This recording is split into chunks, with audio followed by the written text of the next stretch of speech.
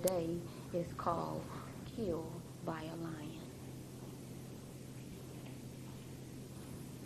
Killed by a lion. And for those of us who are visiting us for the very first time, or those of you who don't come that often on Sundays, it's a teaching time, and I want to encourage you to write down the scriptures, and you can always purchase the tapes. And actually, I want to give everybody a copy of Let the Discipline of the Holy Spirit Bring You into the Greatness of God. They should be over there.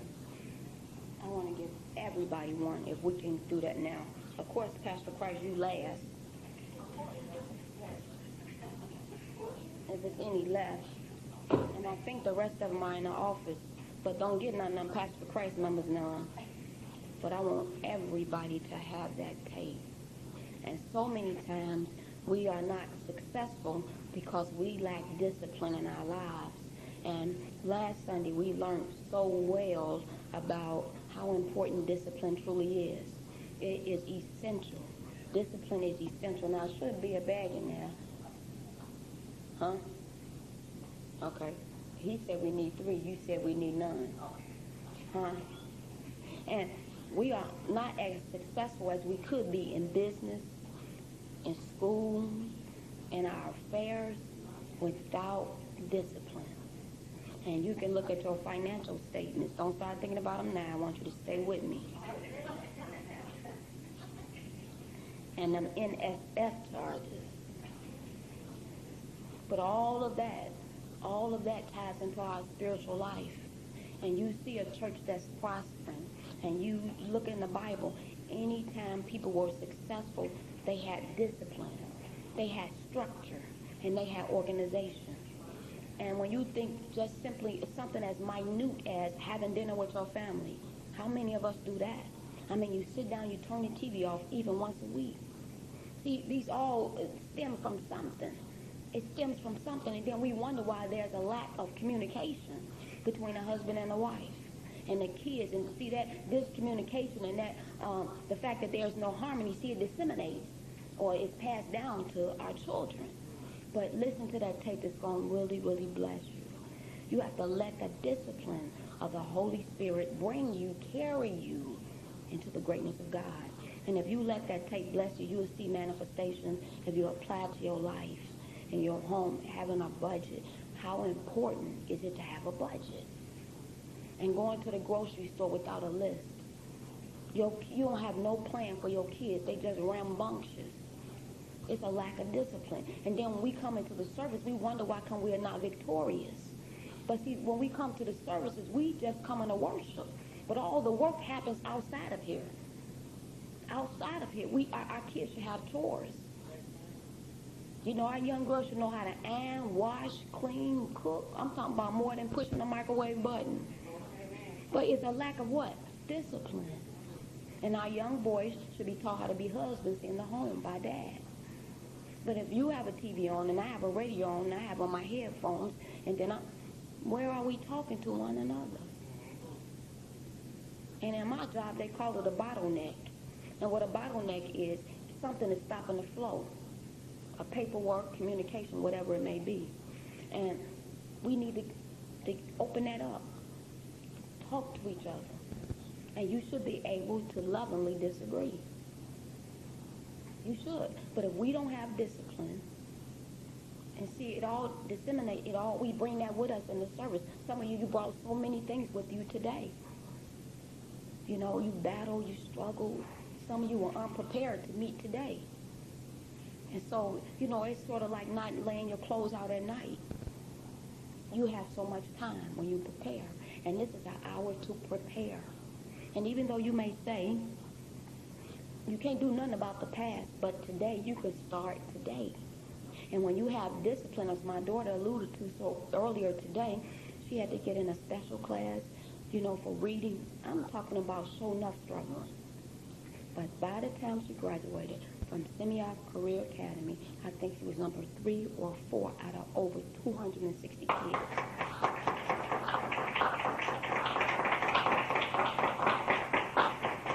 Yes. And where did it come from? Discipline. Everybody is a joint effort. This is not just my church.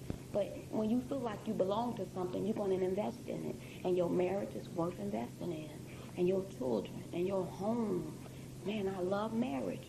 But you got to work at it. And you listen to that tape. Now, I preached that last week. Let me get on to this. But listen to it. And we lack it in our finances. Some of us don't read the fine print. And we go out purchasing a car thinking it's 24 months when actually it's 48 months. So you see how the devil kind of trip us up? And then when your mind is so consumed with the interest rate or whatever it may be, then you coming in, God can't serve you. And with any form of discipline, when you first start out, it's arduous, it's hard. And you have to work your way up into it. But once you get in that regimen, you be like, hey. And that's what we need to do. Get discipline in our homes. Man, you the head, man. Mr. Jones, you the head of my daughter. Huh? And she shouldn't just be spinning like a spinning wheel.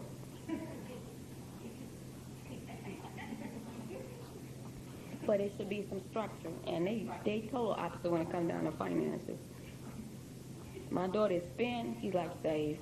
She spin, he's save. But they're really good kids. And I thank the Lord for them. Again, the message today is killed by a lion. And we're going to have many scriptures today. If you're not able to get the scriptures, you can always buy the tape next week. Or you can just jot the scriptures down. And again, for our visitors, it's a teaching session on Sundays. And while it may seem like a lot, in your prayer time, the Lord will really bless you. And we have several scriptures again today I want to talk to you about. And we're going to start at Joshua, the 1st chapter. And everybody should have a Bible. Everybody should have a Bible and a notebook and a pen when you come to church. You shouldn't take anybody's word and say, well, you know, the preacher man said or the preacher girl said. How do you know it's true? You need to search the word out for yourself, because the Bible said, search the scriptures, for in them you think you have eternal life. And you are ultimately the one responsible for what's preached over to your soul. And all of you being affected, all of you are taking away something that I'm going to say today with you. It's sort of like lint. I'm going to attach something to your garment, the garment of your heart, the garment of your mind. But how do you know it's true if you don't bring your own Bible? This should be your workbook that you can see for yourself what the word is saying about you. You are ultimately the one responsible. So don't believe what I say, but as I'm saying it, is it in the word? Is it in the word? Young man.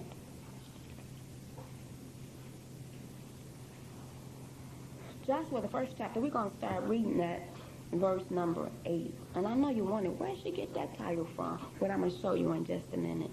Joshua, the 1st chapter, it says here, this book of the law shall not depart out of your mouth, but thou shalt meditate therein day and night, that thou mayest observe to do according to all that is written therein. For then thou shalt make thy way prosperous, and then thou shalt have good success. Now think about this. This is what the Lord was telling Joshua through Moses. He was telling Joshua how to be successful. He was giving him very plain instructions. It's so plain we skip over it. It says again in verse 8, this book of the law, what Moses was telling Joshua was to listen and heed to, obey, subject yourself to, submit. And it says here, this book of the law shall not depart out of thy mouth, but thou shalt what? Meditate. Spend some time reflecting on it. Let the word become a part of you. The psalmist said, thine word have I hid. What? I've hid it in my heart that what? I might not sin against thee. And see, the sin ain't going to happen if that word comes back. If it's a part of you, then it's going to come back to you when you pick up against something that's against the will of God. That word going to say, thou shalt not. And if you're a listener, you're going to be, thou shalt not. He says, this book of the law shall not depart out of thy mouth, but thou shalt what? Meditate therein day and night, that thou mayest observe to do according to all that is written therein. For what? Then thou shalt make what? You're going to make your own way prosperous by obeying. And then what? And then you'll have good success. Killed by a lion. Psalm, the 1st chapter, verses 1 through 3.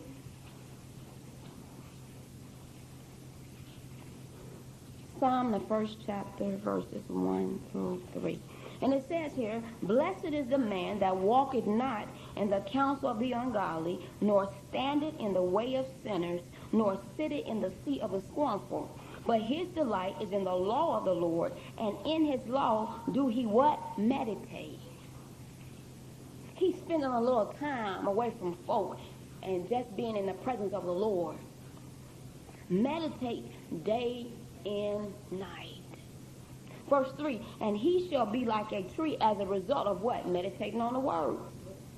He shall be like a tree planted by the rivers of waters that bringeth forth his fruit in his season. His leaf also shall not wither, and whatsoever he doeth shall prosper.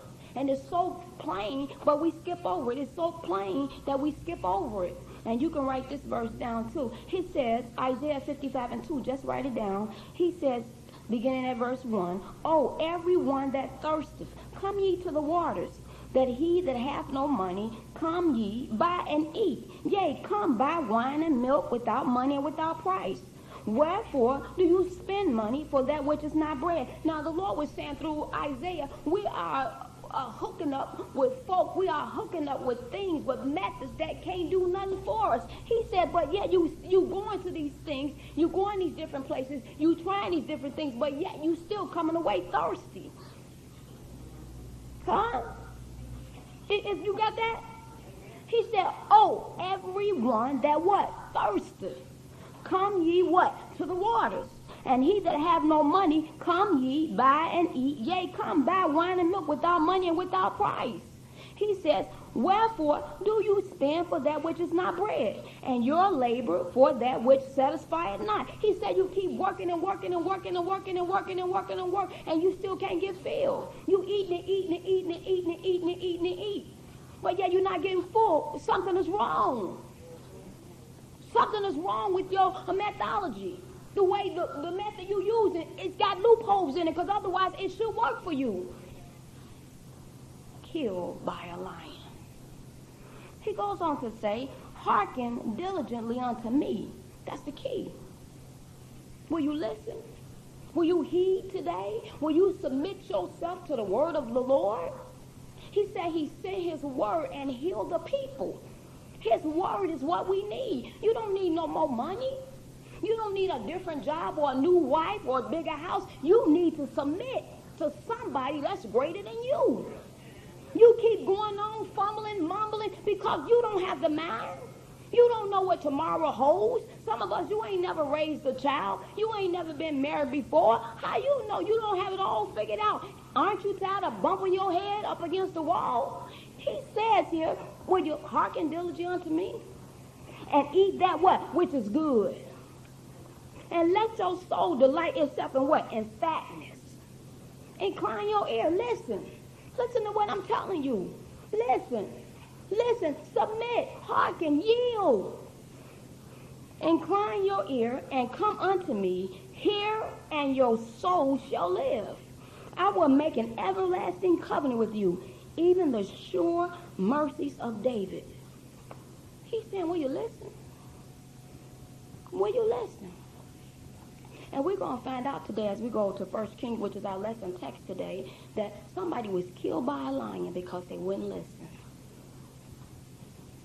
They just simply wouldn't listen. They were killed by a lion because they just didn't want to listen. And you find people who are successful today, they're good listeners. They're wise. They're patient. And if you don't listen, you're going to fail. Now, this is the story of Solomon, Rehoboam, and Jeroboam. It's 1 Kings 11th chapter. Let's start there today. We're going to skip around a little bit, but I want to give you a little history of what we're talking about. Now, you know the story of Solomon. Solomon was undoubtedly one of the greatest rulers of the ancient world. Most rulers counted on conquest to win with a reputation. Solomon's 40-year reign was unmarred by war, and his fame rests on creative and constructive accomplishments. Now, you know the story about Solomon. David gave him the pattern to build a temple. And the Lord just blessed Solomon. His wisdom and knowledge was sought out so much that even the Queen of Sheba came to see was it really true what she had heard. But in the end, he was a failure because he wouldn't listen. He wouldn't listen. He just wouldn't listen. And the Lord had visited him in a dream 2 times. But Solomon had a passion for the wrong things. 1 Kings 11th chapter, we're going to read just a little bit of it. It says in verse 4, "For it came to pass, when Solomon was old, that his wives turned away his heart after other gods, and his heart was not perfect with the Lord his God, as was the heart of David his father." And I noticed this.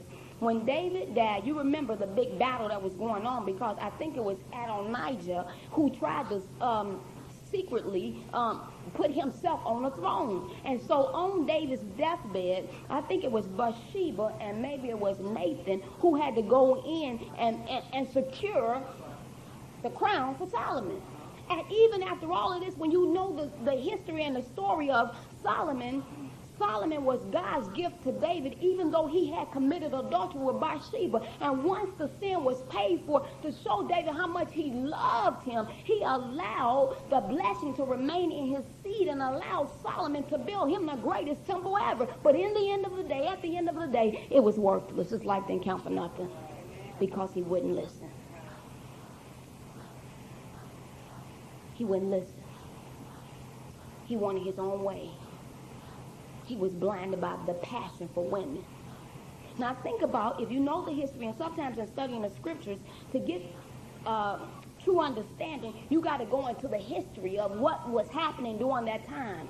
And as I was reading very early this morning, Josephus, who is a Jewish historian, he talked about the mind of Solomon and how Solomon had everything, but he had a passion for the wrong kind of women. And that passion caused his heart to be turned away from God into idol gods. And if you know the story of Solomon, he began to build houses and stuff to idol worship, to these foreign gods. But yet, he had already been warned, like us. So at the end of the day, Solomon's kingdom was taken from him. And 10 of the tribes were given to Jeroboam, which was his servant. And so Jeroboam and Rehoboam, which was his son, was in constant battle. Constant battle, constant battle, constant battle, constant battle. And go down to verse number 28 of that chapter. And I wanted to bring you a little bit into what I was talking about today, so it will help you understand where I'm going. All of this started with Solomon. And you see how this deceit disseminated down through the generations, and now his servant and his son. And it makes you feel so heartbroken when you look at historians say that David bleached his bones in prayer to get back to God, and the Lord showed him so much mercy that he allowed David, if you search the scripture, he said the Holy Spirit moved upon him as he began to come up with the pattern of the temple. And the Lord loved David so much, we know Jesus Christ came through that lineage, that he allowed Solomon the blessing to still remain in his seed. But at the end of his day, his son suffered, and so did his servant.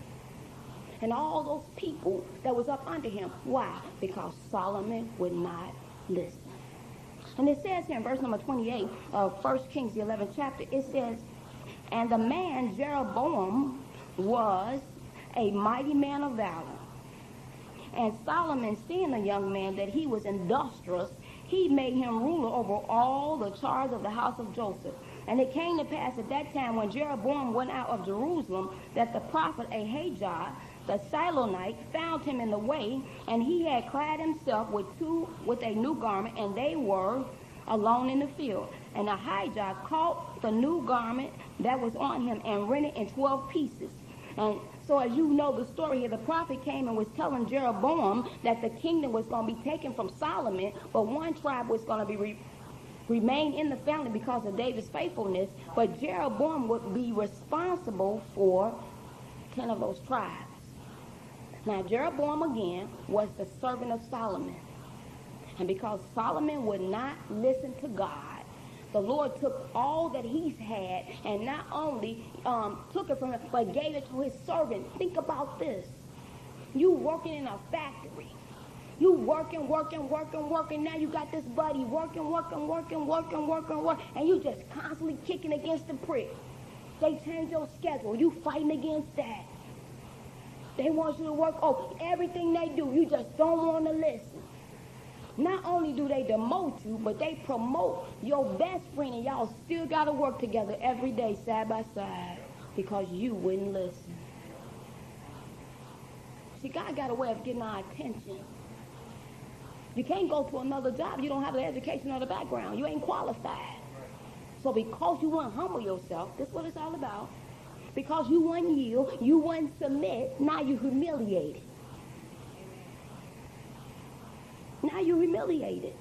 And this is what the Lord told Jeroboam in that same chapter 11, verse 38. And this is the same thing the Lord is asking of us. And it shall be, if thou wilt hearken unto all that I command thee, and walk in my ways, and do that is right in my sight, to keep my statutes and my commandments. The Lord is saying here to Jeroboam, if you listen to what I say, if you do what I say, that's all he's asking any of us.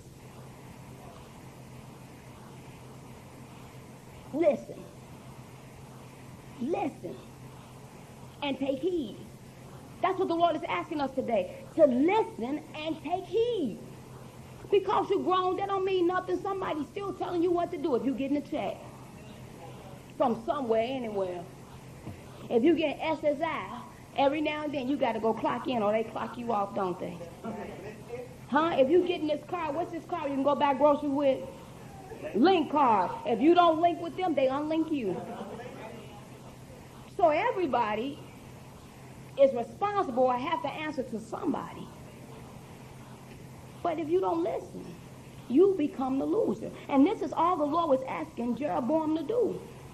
Now, Jeroboam had a prime example. He was Solomon's servant. Everybody with me this morning? He was Solomon's servant. He saw the decline and the fall of Solomon. He saw, no doubt Jeroboam saw when those two women came and were proclaiming that the dead child, they were fighting over this child. And he saw the power of God as it rested upon Solomon with the gift of wisdom and knowledge, and determined who the real mama was. Jeroboam no doubt had been there when people came to make alliances with Solomon because of his great wisdom. My God, Jeroboam must have been there when the Queen of Sheba came and she finally protested, haven't been told. He must have been there. But here he is. The Lord is reiterating to him. If you just listen. If you just listen. If you just listen to what I'm saying. If you just listen, heed and obey. If you would just yield to what I'm saying is for your good. What I'm saying is to prevent you from being Solomon. You might not have the strength Solomon had. I'm trying to prevent you from being David. You might not have the strength to bleach your bones in prayer and make it bad. You might not have it in you to go out and weep bitterly like Peter did, so don't take that road. Would you listen? Killed by a lion. And again he says in verse 38, and it shall be, if thou wilt hearken unto all that I command thee, and wilt walk in my ways, and do that is right in my sight, to what? Keep my statutes and my commandments, as David my servant did, that I will be with thee. Now the Lord can only be with us if we listening. And build thee a sure house, as I built for David, and will give Israel unto thee. Now Jeroboam, man, that's something. I'm going to give Israel to you. I'm going to give Israel to you, and all you have to do is obey. But what did Jeroboam do? Go to chapter 12. I want to show you what he did. Killed by a lion. Now, 1 Kings chapter 12, we're going to start reading at verse number 25. It says here, then Jeroboam built Shechem and Mount Ephraim, and dwelt therein, and went out from thence, and built Penuel. And Jeroboam said in his heart, now shall the kingdom return to the house of David. If this people go up to do sacrifice in the house of the Lord at Jerusalem, Then shall the heart of this people turn again unto their Lord, even unto Rehoboam. Now remember, Rehoboam is Solomon's son, and Jeroboam was his servant. And Jeroboam was given 10 of the tribes, so keep this in mind. It says, even unto Rehoboam, king of Judah, and they shall kill me and go again to Rehoboam, king of Judah. Now the Lord just told Jeroboam what he's supposed to be doing. What is his mind consumed with? Fear, frustration, and doubt. Listen to it again. Listen to it again. It says, verse 25, then Jeroboam built Shechem and Mount Ephraim and dwelt therein, and he went out from thence and built Penuel. And Jeroboam said, what in his heart? Now shall the kingdom return to the house of David. Here's fear. If this people go up to do sacrifice in the house of the Lord at Jerusalem, then shall the heart of this people turn again unto their Lord, even unto Rehoboam, king of Judah, and they shall kill me and go again to Rehoboam, king of Judah. But what did the Lord say? What did I say? Like my mama used to tell me. Huh? You always want to give an excuse for something. You always want to have an excuse for something. Why are you late? Well, you know, I was with the girls and they was walking. But what did I tell you to do? What did I say? Here's Jeroboam. He's full of fear. So what he started doing was building them places to worship where he was so they wouldn't go up to Jerusalem, because he had fear in his heart that the people would turn back to Rehoboam. But the Lord already promised him, if you listen, I'm going to build you up. The Lord already told us he'll never leave us. He'll never forsake us. He'll keep sickness out of our gates. He'll bless us that we'll be able to lend and not borrow. We'll be the head and we won't have to be the tail. But are we listening? Are we listening? And so this fear, frustration, and doubt got Jeroboam in a whole lot of trouble. As you go on and read that chapter, and we're going to skip over to chapter 13, Jeroboam, in chapter 12, he sets out on a course of outright disobedience. The Lord plainly told him in the previous chapter that we just read, he told him the conditions by which he could be blessed, just like the Lord told us today. Just like the Lord been telling us in our lives. Just like our parents. Think about it for a minute. Come right home. Don't stop to talk to nobody. Don't talk to stranger dangers. Some of them stranger dangers is in our family. Don't talk to nobody. What go on in my house, huh? Now we had all these precepts and concepts, and Mama would give us our lunch money and wrap it up in a napkin and pin it on the inside of us. Now, we get to school trying to show all what we got, and then we is hungry at lunchtime because we ain't got no money. And then, you know you can't go back and tell Mama, because my mama would say, did not tell you? She gonna let, and she got a way of saying it. Now, what did I say? Did not tell you? Serve you right, good for you, good for you. Go sit down. And the Lord very plainly told Jeroboam, listen to what I'm saying. Follow my words. Follow my truth. But what did Jeroboam decide to do? He set out on a course of outright, total disobedience. He ignored the conditional promise given to him by the Lord. He decided that he must keep his citizens from going up to Jerusalem to worship the Lord. Now think about this. You can't make grown folk do nothing. You can't make grown folk do nothing. It has to be in them to want to do it. David and Yvonne and now, we counsel people. We spend more time counseling than preaching. People need help. Listen what I'm telling you today. It's nothing great about me. It's nothing great about this church. You see, we about big as a shoebox. But people come in from everywhere saying, do you have a minute? All we got is the word. People need help. People want their problems solved. But I'm telling you, in 80% of the cases, they don't listen to me that first time. What is asked upon them by myself, David or Yvonne, is so trivial. It's so small. We ain't asking them to give $1 million. We ain't asking them to give us their rent check. We're asking them to fast, pray, and talk to God. And it seems so minute. We tell them if you're living together, get married or get out. But that's Bible. We ain't telling we saying if you stole, don't steal no more. That's Bible. We tell them if you're drinking, sober up. And they have to go out and experience more than once or more than twice to say, yeah, that was right, what you said. And then when they come back, and if you have been listening to the testimonies lately, that's what they've been saying. They've been saying, I'm just now coming to the knowledge of the truth. And see, Reverend Thomas put that in her computer. It means I'm finally listening. Now, they may be saying it to you like, thank God, I'm coming into the knowledge of the truth, and the Lord is helping me. But when I print that statement out, I'm finally listening to what you told me to do back in the day. And depending on the complexity of the problem, some people problems, they done had them for so long. You got to meet with them every week. You got to talk to them on the phone. You got to inspire them. You got to encourage them. You got to encourage them to write in a journal. You got to help them get that filth out of their life. Get it out of them. Talk about it, write about it, read about it, but get it out of you. Yes. And you got to be a hands-on preacher. You can't be talking about, I'll get back to you next week.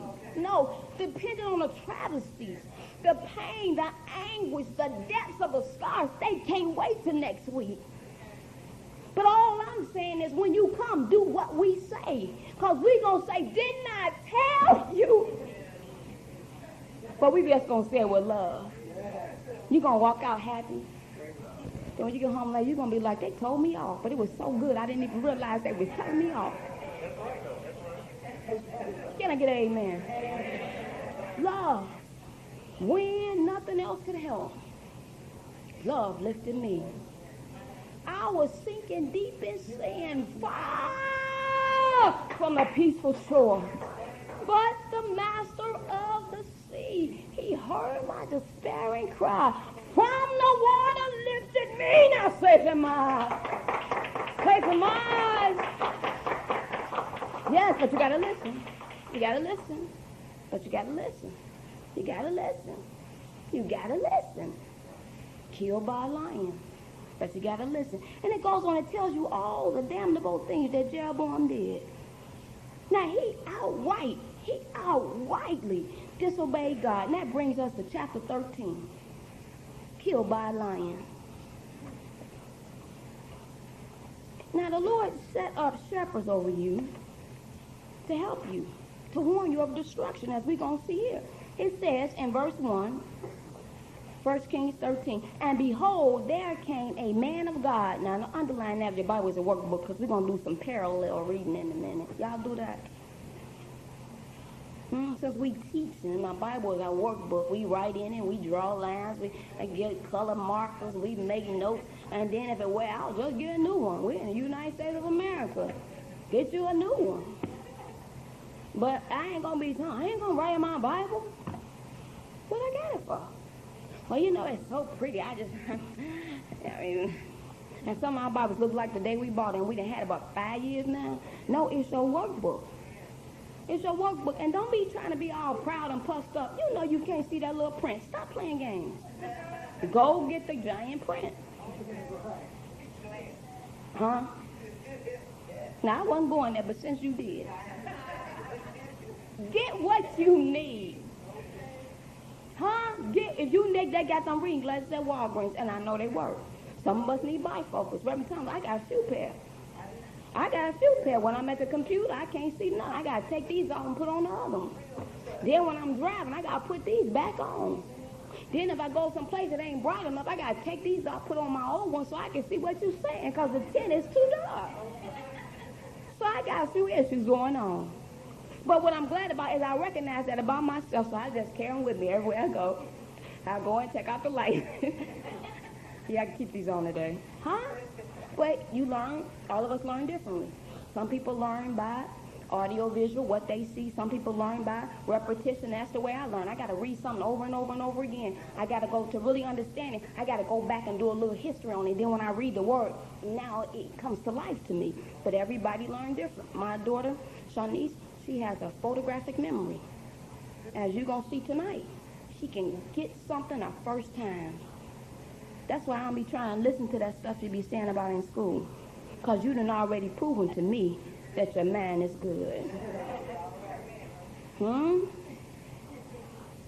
He said, and behold, there came a man of God out of Judah. Now listen to this. By the word of the Lord unto Bethel, and Jeroboam stood by the altar to burn incense. Now notice in this first verse, there's some powerful things happening. The man of God came. He was sent by God. He came to warn Jeroboam. That's what I want you to see. Now all that happened in verse 1. Verse 2 said, and he cried against the altar in the word of the Lord and said, O altar, altar, thus saith the Lord, behold, a child shall be born unto the house of David called Josiah by name, and upon thee shall he offer the priests of the high places that burn incense upon thee, and men's bones shall be burnt upon thee. And he gave a sign the same day, saying, this is the sign which the Lord hath spoken. Behold, the altar shall be rent, and the ashes that are upon it shall be poured out. Now what the Lord was doing through the man of God to Jeroboam was giving him a warning. Now it can go two ways. The Lord give you leaders to warn you of sudden destruction. Because a lot of times when you caught up in something, you can't see clearly. If your heart is hurt and you've been disappointed, and a lot of times when we hurt, we just want to get away. We want to do something that eases that pain, and sometimes that something is destructive behavior. Something that's going to be catastrophic, and we're going to be sorry later. And it takes that third person with the Spirit of God to look in there and say, no, just be still. And you have to trust that God is in our lives. Not only trust, but you got to adhere. You got to listen. For we are the watchmen of your souls. Not a light thing to us. And the man of God came to Jeroboam. Now, he told him some pretty drastic things. Now, Jeroboam, he had two options. He could have yielded and prayed out to God that God may change his mind. Or he could have rebelled. Let's see what he did. It says in verse 4, and it came to pass when the king Jeroboam heard the saying of the man of God, which cried against the altar in Bethel, that he put forth his hand from the altar, saying, lay hold on him. Lay hold on the truth. Lay hold on this warning. And his hand, which he put forth against him, dried up, so that he could not pull it in against him. He went out to slay the man of God, and the Lord dried up his hand. But what did he have to do? What did Jeroboam have to do in this state? The altar also was rent, just like Jeroboam said it was going to be. And the ashes poured out from the altar, just like Jeroboam said it was going to be, according to the sign which the man of God had given by the word of the Lord. And the king answered and said unto the man of God, Jeroboam, this is him, entreat now the face of the Lord thy God. So if he didn't know God, he knew him then, didn't he? He got a crown.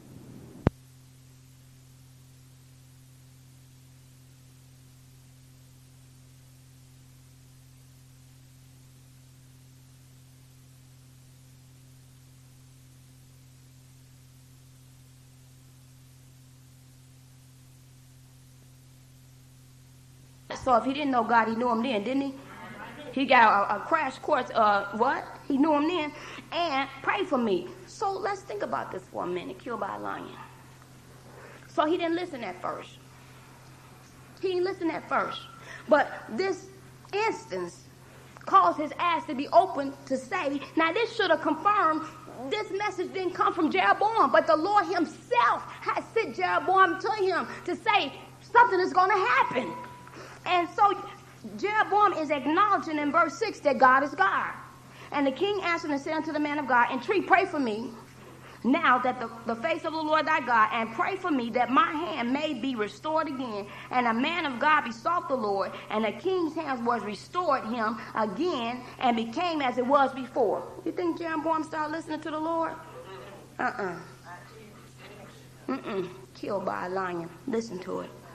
And the king said unto the man of God, come home with me. This Jeroboam beckoning the king to come with him. And refresh thyself, and I will give thee a reward. Watch it now. Come home with me. I got a prize for you. I want to give you a present. After all, God used you to restore my hand. His power was resting upon you, and you got great power and strength now. That glory, let me lay some glory on you. Come on with me. I want to give you a reward.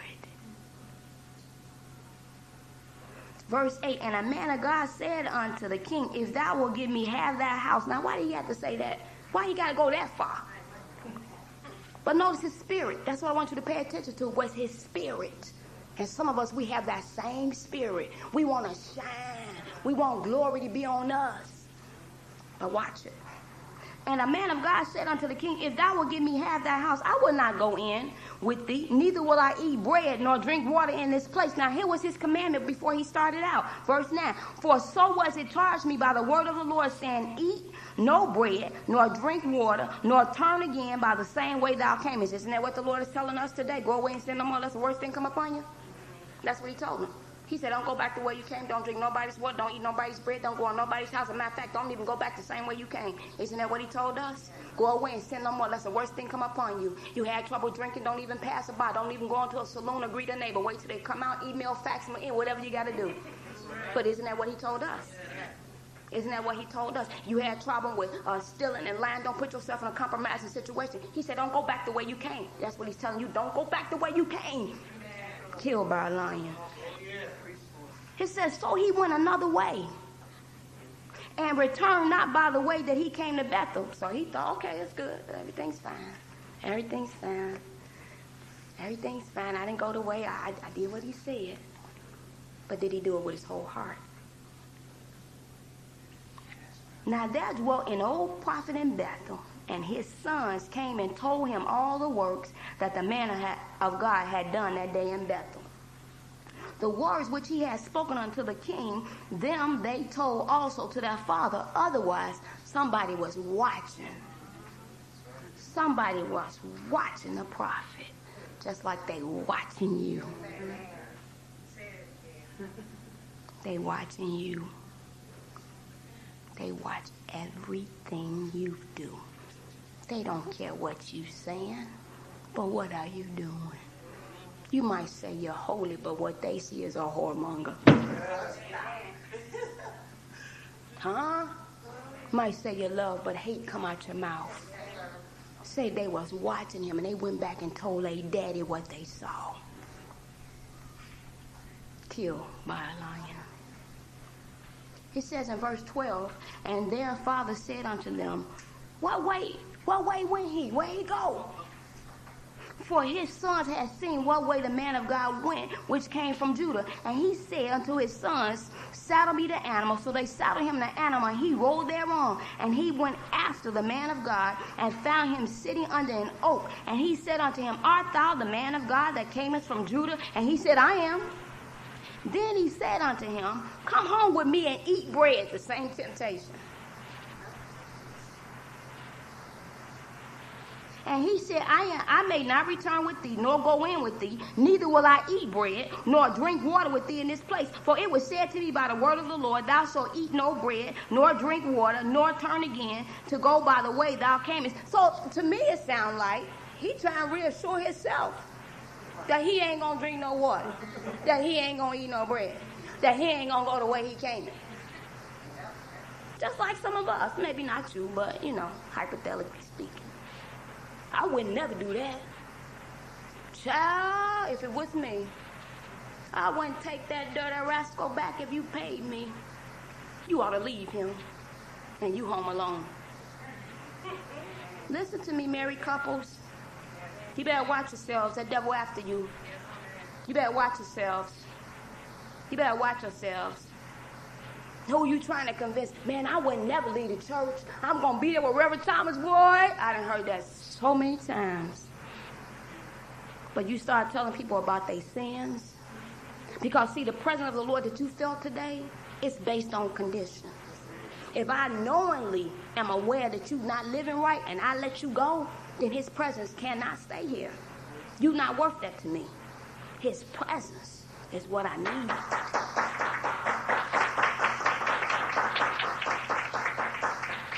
Notice this in verse 16. We almost done. I want you to have this whole thing today and we'll be done. It says, and he said, I may not return with thee, nor go in with thee, neither will I eat bread nor drink water with it. Sound like he was trying to convince himself he wasn't going to do it. For it was said to me by the word of the Lord, thou shalt eat no bread, nor drink water there, nor turn again to go on the way that thou camest. He said unto him, I'm a prophet also, just like you. Killed by a lion. People come to the church to shack up. Me. People find boyfriend, girlfriend in the touch. And take you, fickle, feeble, at the touch. Oh, I've seen it happen over and over again. I'm just like you. We serve the same God. And some of us, we so foolish, we think we can convert a sinner. When did you get power from on high to forgive sins? Now, you might as well come on, just say amen. They won't know if it's you or not. Now, you sit there with your lips almost parched like you need Carmex. They might think it's you. But if you come on, say amen, then they won't know it's you. Now, he gonna serve God. You foolish thing. You can't make a grown man do. Come on, somebody. You can't control some of these hard-headed children, and you gonna make a grown man serve God? Come on. My nephew Caleb, where's he at in the church school? Can tell you, T.T. He said, I am a prophet also as thou art. And an angel spake unto me by the word of the Lord, saying, notice this, bring him back with thee into thine house, that he may eat bread and drink water, but he lied unto him. Huh? Where do you think all the snakes is? In the church. Cutthroats? In the church. Carrying pistols? Will stab the reverend? Huh? You see this stuff on TV, talking about they ain't got no clue? I got a list. If anything happen, A, B, C, D, baby, go get them. People don't like truth. They like that singing. You start getting in their face. Now you're lying.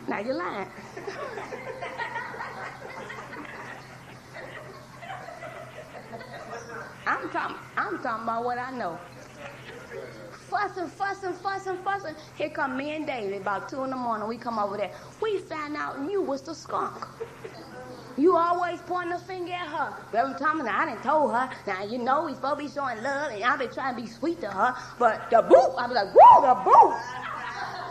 You better get the boop, boop, boop. Whoa, the boop, boop, boop.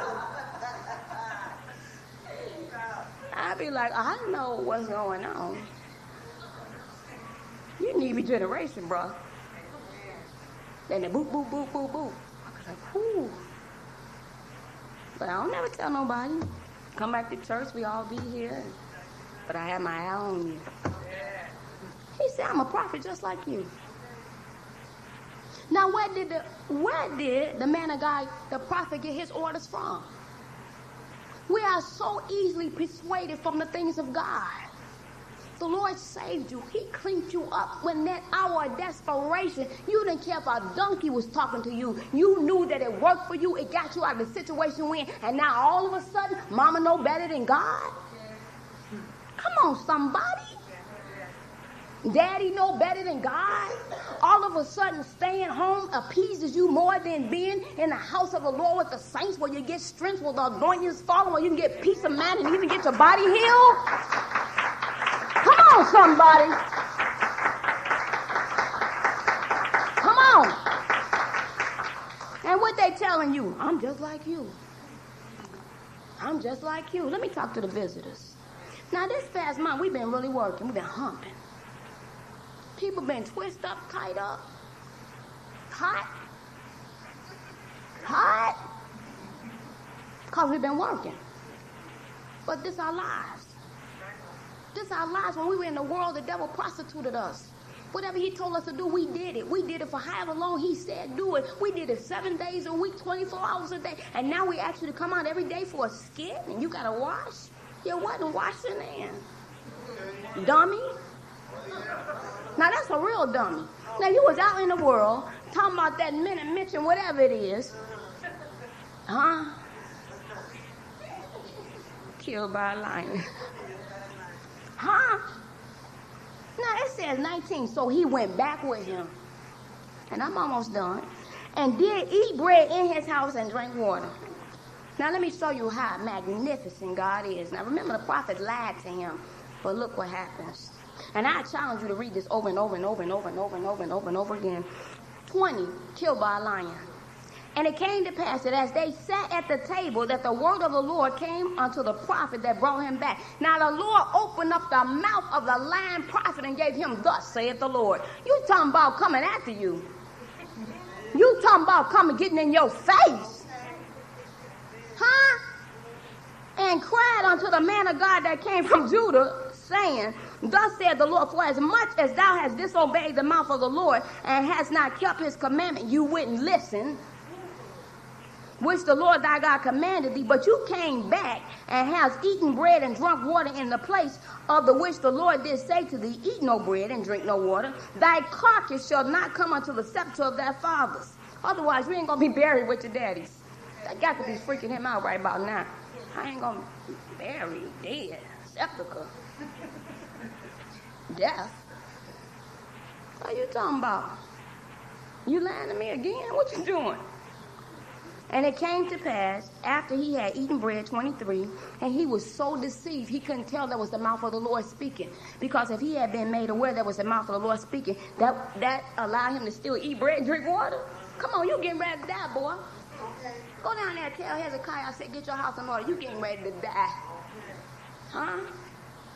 My man wasn't thinking about no food. He said he turned his face to the wall and said, oh God, I was listening to what you said. Can you listen to me now? And he sent back the prophet when he was in the middle of court. He said, go back and tell him he was good to me. I'll give him 15 more years. He was so deceived. He's still eating after death sentence been pronounced on him. Y'all got that in y'all Bible. It said in verse 20, and it came to pass after he had eaten bread and after he had drunk. Now death sentence been passed on him. He's still eating. And saddled for him the animal, to wit, for the prophet whom he had brought back. And when he was gone, a lion met him by the way, slew him, and his carcass was cast in the way. And the animal stood by it. The lion also stood by the carcass. And behold, men passed by. And they saw the carcass cast in the way, and the lion standing by the carcass. And they came and told it in the city where the old prophet dwelt. And when the prophet that brought him back from the way heard thereof, he said, it is the man of God who was disobedient unto the word of the Lord. Therefore the Lord hath delivered him unto the lion, which hath torn him and slain him according to the word of the Lord, which he spake unto him. Killed by a lion. Because he wouldn't listen. He wouldn't listen. Lord's talking to you today. And some of you he done had mercy on, and he keep telling you don't say those things. Stop going those places. His spirit have made you feel guilty. That's him dealing with you. He ain't telling you about nobody else. He telling you about you. He done warned you. His presence done robbed you of appetite. He done robbed you of sleep. He used your eyes bright in the morning. It's 3 and you looking all around like, what time is it? Because he wants you to listen. But he can make you listen. He can make you listen. And David and Yvonne and I, as we get ready to close this afternoon, we tell you all stuff to do, and you kick against us. You do whatever it is you want to do, but we just leave the door crack, because you'll be back. You'll be back in such a wretched state. And the devil will harden your heart.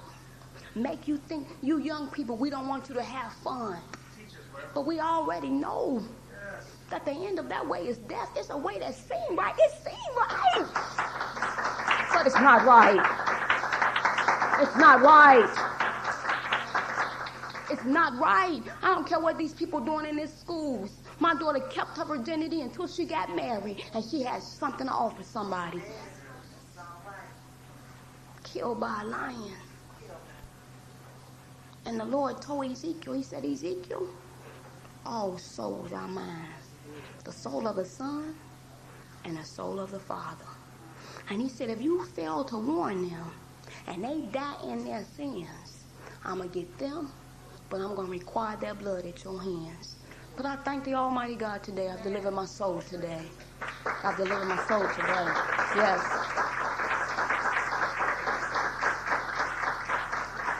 Killed by a lion. And the Lord have a way of getting all of our attention. Getting our attention. And he told you the soul that sinned it shall die. I don't care what people are preaching. I don't care what people are saying. Not one lie is going to get into heaven. Not one drinking Christian is no truth to it. He said, Paul told Timothy, he said in the latter times, they're going to depart from the faith, giving heed to doctrines of devils and just seducing works, giving in to marriage, but not getting married. God is just as holy today, this day, as he was when he opened up the ground and swallowed up Korah. He's just as holy. When Miriam and Aaron, they talked about Moses because he wanted to marry Ethiopian woman, and he called them out to the court and gave them leprosy. Gave Miriam leprosy. He is still God. He is still God. He said outside of the gates are dogs and whoremongers.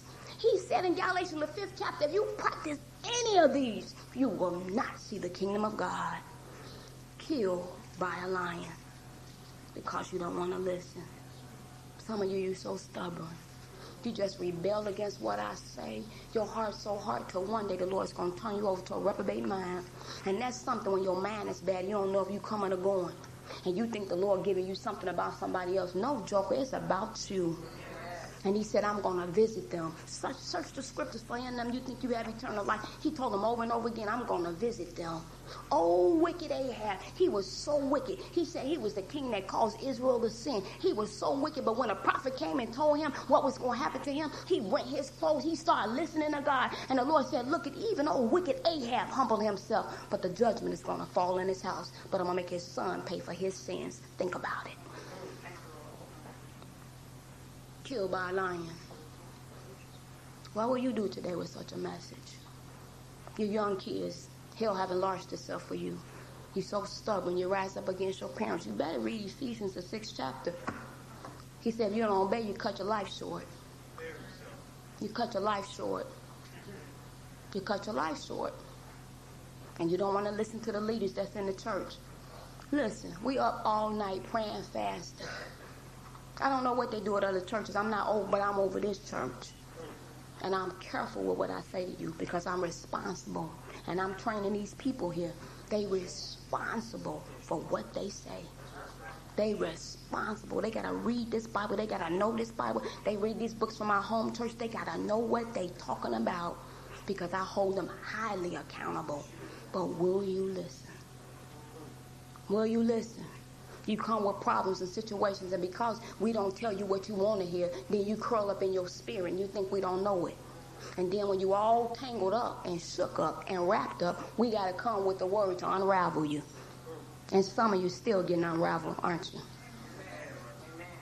Killed by a lion. Everybody stand to your feet. Let's praise the Lord real good.